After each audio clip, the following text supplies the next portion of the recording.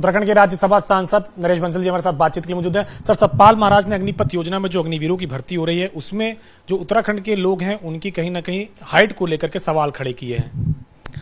नहीं, मुझे लगता है कि ऐसा कहना उचित नहीं है। उन्होंने हाइट को लेकर के अपना सुझाव दिया है और मैं भी उस सुझाव से सहमत हूं, क्योंकि उत्तराखंड पर्वतीय राज्य है, सैनिक बाहुल्य प्रदेश है।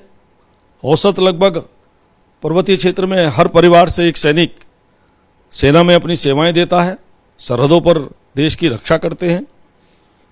लेकिन प्राकृतिक रूप से उत्तराखंड के युवाओं की हाइट थोड़ी कम होती है और पहले भी सेना में उनको हाइट में थोड़ी छूट प्राप्त थी। वो छूट अग्निवीर में भी उनको मिलनी चाहिए और अगर नहीं मिल रही है तो इस पर मैं भी प्रयास करूंगा, पत्र लिखूंगा माननीय रक्षा मंत्री जी को और अन्य सांसदों से और प्रदेश के मुख्यमंत्री जी से भी चर्चा करेंगे कि वो भी इस पर पत्र लिखे रक्षा मंत्री जी को और सहानुभूतिपूर्वक विचार हो, जिससे उत्तराखंड के युवाओं को हाइट कम होने के कारण नुकसान ना हो।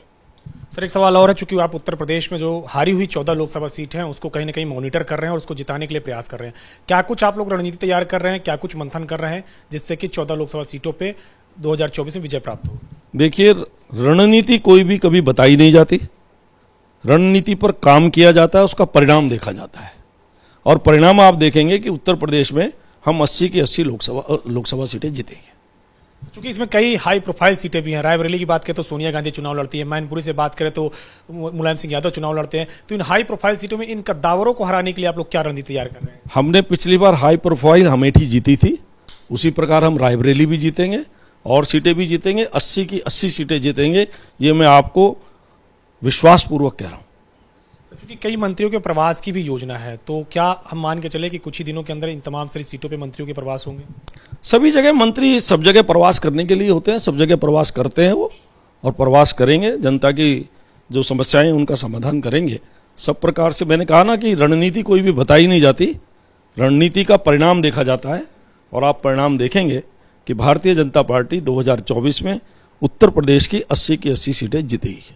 सर, ये जो 14 लोकसभा सीट है इसमें मंत्रियों के प्रवास हम लोग कब से मान के चले कि शुरू होंगे? क्योंकि कहा यह भी जा रहा है कि तमाम सारे मंत्रियों की यहाँ ड्यूटी लगाई जाएगी जिससे कि वहाँ की जनता को कनेक्ट किया जा सके।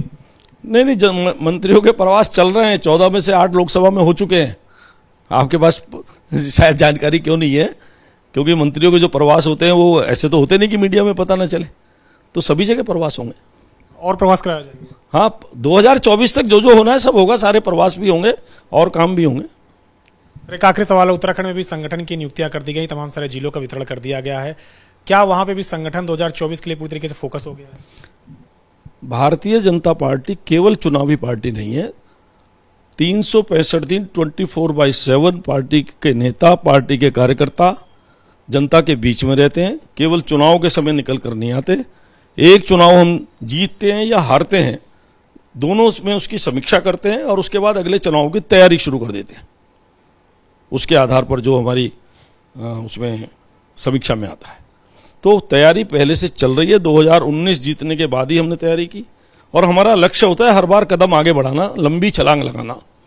5 सीटें हम 14 में भी जीते, 5 सीटें 2019 में भी जीते उत्तराखंड की।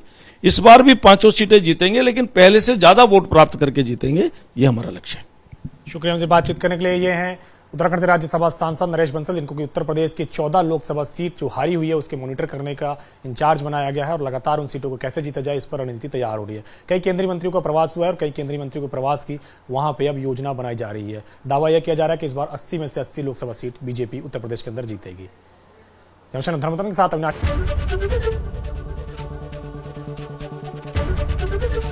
एबीपी गंगा, खबर आपकी, जुबान आपकी।